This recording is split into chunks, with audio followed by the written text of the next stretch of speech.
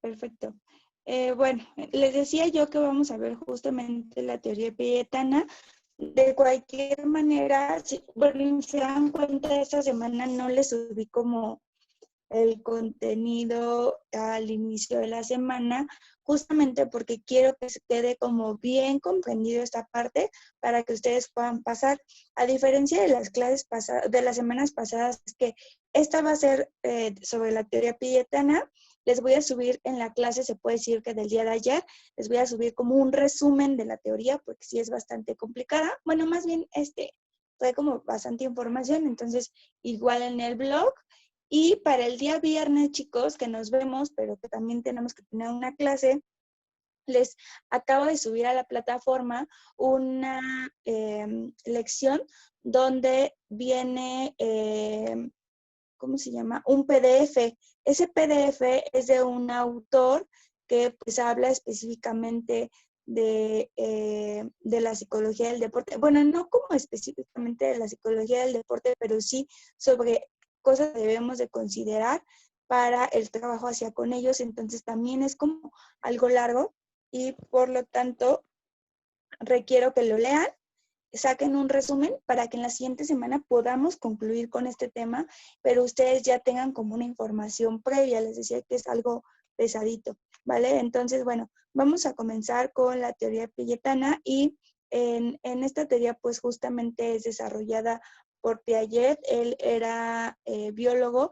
y pues siempre busca cómo el ser humano se puede adaptar, ¿vale? Otra importancia, porque bueno, sabemos que si un ser vivo no se adapta, pues al final muere. Nosotros no es que, pues como tal, nos vayamos a morir. Al final, pues sí desertas como de ciertos espacios. Por ejemplo, si uno de tus niños no se adapta al deporte que está practicando, que tú le estás enseñando, o a, no sé, al ritmo de trabajo, seguramente pues va a abandonar ese deporte. Por eso, al final, pues muere, o sea, muere de ese equipo, ¿no? Y bueno, una de las cosas que vamos a considerar, o que él considera más bien, es pues que se enfoca en la inteligencia humana como un instrumento adaptable. Y justamente por eso debemos de entender la parte de etapas de desarrollo para entender pues cómo podemos trabajar con el pequeño sin que nos truene. En muchas ocasiones es tanta la exigencia deportiva que lo único que hacemos es que pues el niño termine frustrándose y termine no queriendo practicar ese deporte, y no porque no sea bueno, sino porque la exigencia es mayor para la capacidad que tiene el niño, ¿no? Capacidad hablo psicológica, ¿vale? A lo mejor sí la va a tener física, pero esa cuestión psicológica pues la vamos a tronar y entonces lo único que vamos a hacer es que el niño ya no quiera estar. Los seres humanos somos inteligentes a todas las edades, pero esta puede cambiar con los años. Si nosotros pedimos a los niños como ciertas exigencias, tenemos que saber por qué etapa de desarrollo atraviesa nuestro niño para justamente saber qué es lo que se le va a solicitar. Si nosotros solicitamos cosas que no están para su edad, les decía, van a tronar o simplemente pues va a tener algunas complicaciones de rechazo hacia el deporte que ustedes estén generando hacia con ellos, ¿vale? Un segundo que me moví de lugar porque no tenía internet. Déjenme, me conecto. Voy a dejar de compartir.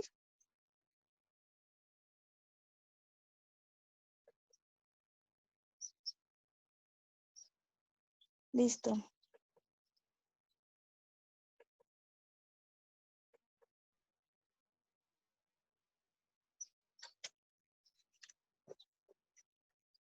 Y también nos habla que el conocimiento es para pedir algo que se tiene que construir.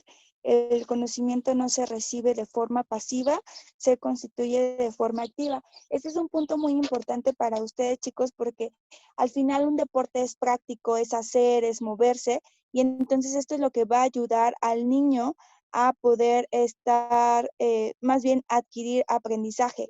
Y hablamos de un aprendizaje general, sí aprendizaje del deporte que esté practicando, pero también aprendizaje sobre cosas generales, ya que ustedes saben que cuando somos muy pequeños, nuestras conexiones neuronales son muy, muy rápidas. Entonces, con el deporte que ustedes practiquen, van a ayudar a otras áreas a conectar muchísimo más fácil. Si ustedes tienen alguna duda, chicos, una aportación, es importante que me interrumpan, no importa, y damos la palabra, ¿vale? La inteligencia es activa, es decir, debe ser constituido o descubierto. Todo el niño siempre tiene que estar activo, tiene que, mm, pues, experimentar para poder, pues, justamente poder em, formar un aprendizaje. Y el pensamiento se deriva de la acción. Es algo muy similar. Espérenme tantito que no cambia. Esto lo voy a omitir, chicos, porque es que esta diapositiva la había hecho para trabajar con pedagogas. Vale, la teoría cognitiva se va a dividir en 4 periodos. Para estos etapas que él, o estos periodos que él realiza, bueno, se van a adquirir en un orden invariable, es decir, vamos a ir etapa por etapa y no nos podemos saltar, ¿vale? Es decir, no podemos llegar a la última etapa sin haber atravesado la primera. Las son acumulativas y se van integrando, es decir, vamos a comenzar desde lo más básico para llegar a algo más complejo. Si ustedes ubican la motricidad, no sé, de un niño, no en el primer mes, él va a caminar. Sabemos que primero sostiene cabeza, sostiene tronco, hace el gateo, ¿no? Empieza a coordinar, después se sostienen 2 puntos, o sea, va poco a poco, ¿vale? Pero no de un jalón podemos pedirle que camine porque evidentemente no se va a lograr. Entonces, por eso es acumulativa. En el primer etapa de desarrollo, el niño es capaz de, no sé, a lo mejor sostener la cabeza, y en la segunda etapa, pues ya es capaz de caminar. Ajá, entonces es importante como ver exactamente en qué punto se encuentra nuestro niño. Después tenemos que cada periodo consta de un subperiodo de preparación. Vamos a ver más adelante, ya cuando entramos a las etapas, que justamente pues hay subperiodos que nos van a ayudar a afianzar como estas partes del periodo al final de la parte cognitiva del niño. Son universales, es decir, que todos los niños presentan estas etapas. No, esto no quiere decir que solamente lo presentan los niños mexicanos. Eso no es así, sino que todo ser humano va a atravesar por estas etapas, y quien tenga, no sé si tengan hijos, supongo que no porque son pequeñitos, no lo sé, pero quien tenga hijos o sobrinos va a poder darse cuenta que sí, justamente nosotros vamos atravesando por estas etapas. Y ya que el niño entra a una nueva etapa, no retrocede a una forma anterior. Es decir, bueno, a menos que hayas tenido un accidente, pero si tú, no sé, a lo mejor ya caminas, no vas a dejar de caminar y ponerte a gatear a menos que tengas un trastorno, pero de forma natural eso no se va a poder hacer. Si tú ya ubicas, no sé, 10 palabras, difícilmente vas a retroceder a 8, al contrario, vas a ir aumentando. Probablemente sí se te olviden unas con el paso del tiempo, pero al final vas a conocer más, entonces ese número nunca va a ser menos, al contrario, siempre va a ser más. ¿Vale? ¿Hasta ahí alguna duda, chicos? No, ninguna. Ok, una pregunta. ¿Ustedes ya habían visto como esta teoría o la desconocen en su totalidad? Más o menos. ¿Sí? Yo las Ok, desconozco. sí, porque Yo no. según yo, en una materia ya tuvieron que haber visto como algo de esto, ¿vale? Ajá. Pero justamente vamos como a adentrarnos un poquito más. Justamente por eso le vamos a dedicar 2 clases para que quede como bien comprendido. En primero, Piaget, bueno, pues nos marca, o él forma este término que son esquemas, y los esquemas son un patrón organizado de pensamiento o comportamiento cambian con la edad y permite generar nuevos conocimientos. Los esquemas, chicos, son conceptos que nos vamos formando, pues digamos que internamente, pero que van a ir cambiando justamente pues con la edad y porque pues conforme pasan los años, el ser humano tiende a madurar. No madurar solamente psicológicamente, sino madurar en la parte motriz, en la parte física, en la parte de conceptos, en la parte cognitiva. O sea, hay como una maduración pues en todas nuestras áreas de desarrollo, ¿vale? Por eso es que nos dice que van a cambiar con la edad y estos esquemas van a permitir nuevos conocimientos. Es decir, tú cuando fuiste pequeño, no sé, a lo mejor en tu casa tenías un perro, tu esquema era ese perro, ajá. Tú sabías que el perro era como el que tú tenías en casa, pero cuando sales al mundo externo, que no es tu casa, tú te das cuenta que pues hay más animales similares a tu perro. Tienen 4 patas, tienen 2 ojos, pero entonces tú aprendes que ya hay, no sé, perros de diferentes colores, de diferentes tamaños. Después, eso es como a simple vista, pero cuando eres más grande, es decir, cuando llegas a otra etapa de desarrollo, a otra etapa de madurez, tú comprendes que esos colores, esos tamaños van a variar dependiendo la raza de ese animal o de ese perro. Tú no ves como tal, no dice raza tal, pero tú comprendes que las razas, no sé, labrador, tienen estas características y las razas del pastor alemán tienen otras características. Justamente es porque tu conocimiento, la parte cognitiva ya es como muchísimo más compleja o se va haciendo muchísimo más compleja con esos esquemas bases que tienes desde que naces. Dejen admitir a una de sus compañeras. Okay, ya. Después tenemos algo que se llama asimilación. La asimilación es el proceso por el cual interpretamos el mundo externo con base en nuestros esquemas actuales. Y la acomodación es modificar el esquema, espérenme tanto, asimilador o recoger el pasado. Eso es como lo que les decía. Si nosotros, déjenme ver si aquí tengo un ejemplo. Ok, sí, miren. Aquí, por ejemplo, si ustedes ven estos dos animales, tienen similitudes. Ajá, lo que yo les decía. Nosotros vemos que las similitudes serían que ambos, el gato y el leopardo, tienen manchas, tienen pelaje y tienen garras. Ambos tienen lo mismo, ¿vale? Eh, pero ese sería como nuestro primer esquema. A simple vista, cuando somos pequeñitos, podemos incluso pues confundirlos porque tienen lo mismo. Ajá.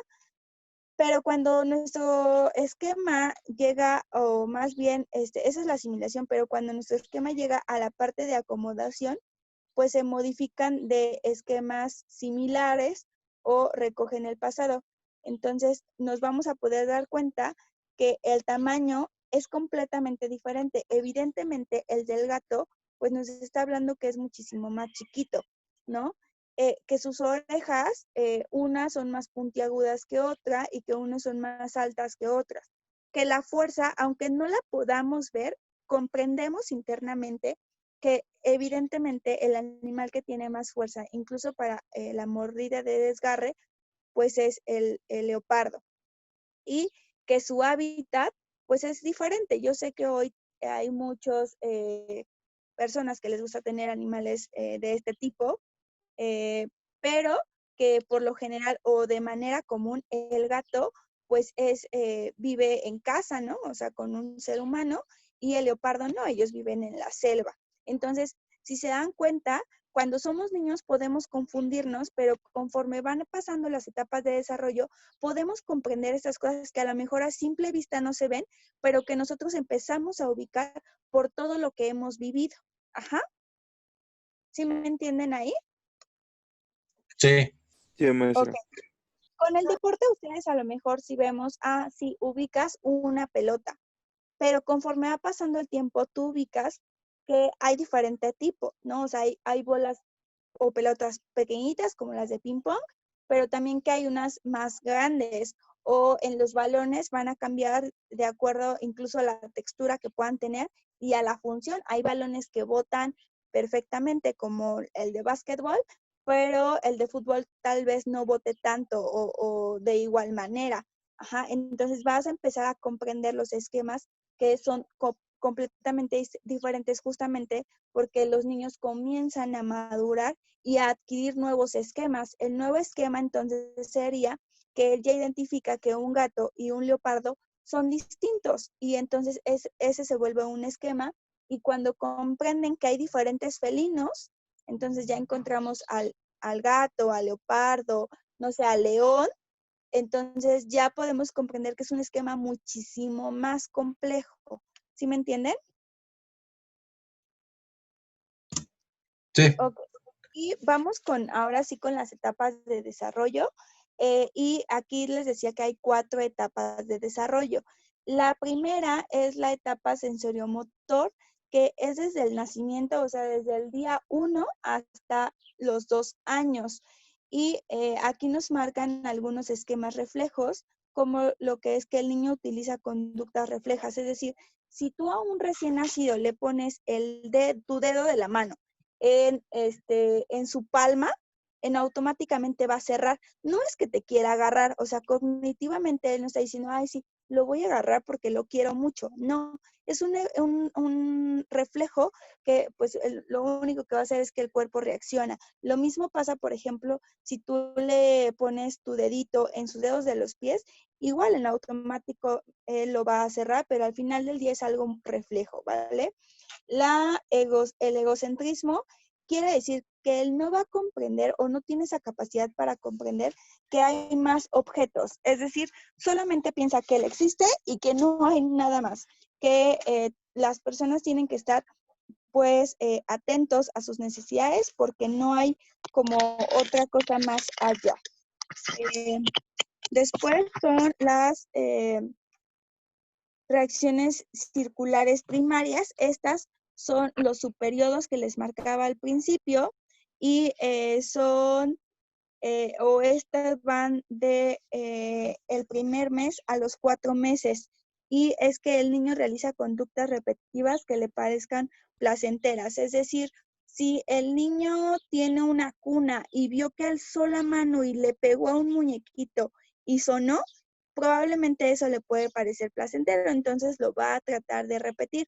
O no sé, a lo mejor meterse la mano a la boca le resulta placentero porque es como si trajera el pezón de su mamá en la boca, entonces, y lo relaciona con algo placentero porque es comer, entonces, bueno, pues lo seguirá haciendo. Ajá. Estas conductas no son sobre su propio cuerpo. Lo del dedito, por ejemplo, pero también, o la característica principal es que justamente empiezan a interactuar con objetos que tienen cerca de él. Sí, con lo de su cuerpo, como esa parte refleja, pero ya aparte anexan otros nuevos que son pues justamente objetos que tienen pues cerca, porque al final no se pueden mover tanto, ¿no? O no se pueden cambiar de lugar. Tenemos otro que son las reacciones circulares secundarias y estas son de los 4 a los 8 meses, ¿vale? Aquí los niños van a alcanzar, toman y manipulan objetos, es decir, ya tienen la mordedera y ya la toman para llevársela a la boca. Entonces ya estamos hablando que justamente ellos van a empezar a manipular estos objetos sin ningún sentido incluso. Realizan conductas que incluyen su cuerpo y objetos, es decir, ya es como incluir estas dos partes, ¿no? El agarrar, ¿no? Prensar algo y llevárselo o moverlo porque el sonido le va a resultar placentero. Al final están incluyendo dos cosas, su cuerpo para manipular ese objeto que quiere o que le resulta placentero. Y la coordinación de las reacciones circulares secundarias, que va de los 8 a los 12 meses, donde el niño puede realizar conductas gracias a su práctica. Es decir, el niño ya perfeccionó ciertas habilidades motrices para realizar conductas. Entonces, el niño ya ubicó que agarrando la sonaja y moviéndola va a sonar. Entonces, eso ya porque justamente practicó ya cuántos meses, ¿no? Y hay una comprensión de la permanencia del objeto, es decir, ya ubica que hay objetos, que no solamente es él, que hay algo que le va a gustar o que le atrae. Y las reacciones circulares terciarias que van de los 12 a los 18 meses, que no se repiten conductas familiares, es decir, él ya va haciendo como o experimentando nuevas cosas. Recuerden que en esta etapa el niño ya gatea, incluso muchos ya empiezan a caminar, entonces va a tener como ese chance o esa posibilidad justamente de comenzar a interactuar más con las personas y con los objetos. Permanencia del objeto en más de un lugar. Es decir, aquí hablábamos de la permanencia del objeto. Es decir, si tú le mostrabas ese patito que se muestra en la imagen, él sabía que era otra cosa que no es él. O sea, que hay algo que le gusta. Aquí nos dice que hay permanencia del objeto en más de un lugar. Es decir, que él sabe que si no ve en ese momento el patito en algún lugar tiene que estar, pero que existe. Entonces aquí va a entender que tal vez su mamá cuando él despertó ya no estaba, pero que está cerca, o sea, que existe mamá. Y el egoísmo disminuye, es decir, ya empieza a comprender que hay más cosas, que tiene hermanos, que hay otras cosas que pone atención y que no toda la atención tiene que ser para él. Y hay una combinaciones mentales entre los 18 y los 2 años que, bueno, recuerdan acontecimientos pasados. Aquí la memoria ya está funcionando, ya hay cosas que él puede recordar, como, no sé, a lo mejor si se cayó, difícilmente o va a tener como cierta inseguridad para volver a caminar. Y tienen una capacidad de imitación, empiezan a tener un juego simbólico y es por eso que dice, bueno, quiero un bebé, ¿no? Y ves a la niña agarrando cualquier cosa y arrullando, ¿no? Como si fuese un bebé. O, no sé, a lo mejor si ves no sé, el niño maquillándose, o agarrando cualquier cosa, haciendo que se maquilla, porque al final ya hay una imitación y ya le están dando sentido a eso que ellos están realizando. ¿Hasta aquí alguna duda? No. Ninguna. Vale, nos vamos a la segunda, que es la etapa preoperacional. Esta etapa preoperacional es de los 2 a los 7 años. ¿Qué pasa con deportes de iniciación, chicos, en estas edades?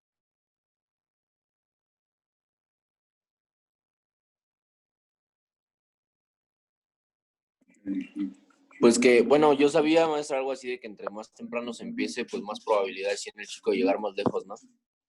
Ok, muy bien. ¿Qué conductas ven o ustedes han podido observar en niños de estas edades? En la parte deportiva. ¿El juego? El juego, muy bien. O sea, ustedes van en muchas de las ocasiones van a trabajar mediante un juego, ¿no? O sea, ellos lo tienen que ver como de la parte súper divertida, no como tal una disciplina así ya súper estricta, ¿no? O sea, sí tienen que formar disciplinas, sí tienen que hacer reglas, pero al final es algo que les va a gustar. ¿Qué más han podido observar en niños de estas edades? Su adaptación. Su adaptación, suele ser mejor, ¿no? Sí. Ok.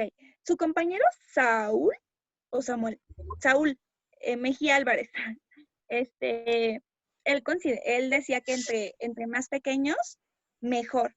¿Por qué? Justamente porque esta etapa es considerada la etapa de oro, porque es una etapa donde el niño avanza a pasos agigantados, donde el niño tiene una plasticidad neuronal súper buena, donde el niño todo va a aprender, todo va a adquirir, y donde se van a comenzar a afianzar como ciertos valores, se van a desarrollar habilidades, o sea, hay como muchas cosas que entran en esta etapa. Por eso es considerada la etapa de oro, ¿vale? Cuando un niño entra a deporte en esta etapa, de los 2 a los 7 años, les aseguro que cognitivamente este niño va a estar bien. ¿no? O sea, le va a funcionar el coco y la ardilla súper bien. Sus neuronas van a conectar más fácil. Ajá. Entonces, por eso es que en estas edades es importante, pues, meter al niño al deporte. Tienen una capacidad de pensar en objetos, hechos o personas ausentes. El niño ya ubica que si la mamá lo va a dejar a su clase de fútbol, a su entrenamiento de fútbol, y aunque no la vea, mamá va a regresar por él. Esto suele pasar, por ejemplo, cuando entran al kinder, de repente ellos no llegan a comprender que se tienen que quedar solos y que después de ciertas horas su mamá va a ir por él. Por eso los niños lloran así muchísimo, porque piensan que los papás los están abandonando, pero después comprenden que sus papás en algún punto van a ir por ellos y entonces ya empiezan a tener esa capacidad de pensar en objetos, hechos o personas que no están, o sea, no necesitan verlos para saber que existe. Ajá. El niño demuestra una mayor habilidad para emplear símbolos, gestos, palabras e imágenes con los cuales representa las cosas reales del entorno. El niño aquí ya es capaz de hablar, ya es capaz de formar oraciones y es capaz de identificar incluso las emociones por las cuales está atravesando. Entonces, en esta etapa, el niño puede comprender o darse a entender perfectamente y ustedes pueden o puede tener una interacción mayor con los niños. Recuerden que esto pues se va generando, como Piaget lo decía desde el principio, con la experiencia y de manera activa. Entonces, todas estas cosas las va a desarrollar muchísimo más fácil siempre y cuando pues se encuentre en diferentes contextos donde pues faciliten estos puntos. Es decir, si va a estar con más niños, pues va a facilitar muchísimo más fácil estas cuestiones de emplear o habilidades para emplear símbolos, gestos, palabras y demás. Después tenemos este apartado que es pensamiento preconceptual, que va de los 2 a los 4 años. Aquí hay una capacidad de usar una palabra para referirse a un objeto que no está presente. El niño ya sabe que mamá significa esa persona que siempre ha estado con él, pero que no está en ese momento. O, no sé, el amigo tal, ¿no? Quiere decir que no está en ese momento, pero sabe que existe. No tiene conceptos genéricos, por lo tanto no diferencian entre lo real de lo imaginario. O sea, si tú le dices, ¿te va a salir el coco? Ya, o sea, ellos piensan que le va a salir el coco en la noche. No alcanzan todavía a dimensionar que eso es, pues, fantasía, que no es real, ajá, o que solamente está en nuestra imaginación. Por eso es que las caricaturas funcionan mucho en esta etapa, porque nosotros en la vida real sabemos que un animal no hable a menos que sea un loro, ¿no? Pero que no hablan las vacas, que no hablan los caballos, pero en las caricaturas se ve todo esto, ¿no? La adquisición del lenguaje aquí llega a más de 2,000 palabras. Piaget también hace una separación y hay varios autores, Vygotsky y varios que, hoy estoy en el sol y ya me requemé un buen, que pues nos dice que el niño, dependiendo de la edad, son las palabras que debe pues, de tener registradas y en estos casos, pues justamente aquí ya nos marca que hay una adquisición de lenguaje en más de 2,000 palabras, pero que los va a saber ubicar, es decir, sabe desde lo más básico, mamá, papá, leche, hasta nombres de animales, objetos, pasto, frío, calor, alimentos, o sea, ya hay como una gran variedad de palabras. No quiere decir que las digas súper bien, pero ya las adquirió, ¿vale? Hay un juego paralelo. El juego paralelo, chicos, es... ay, espérenme, se me fue.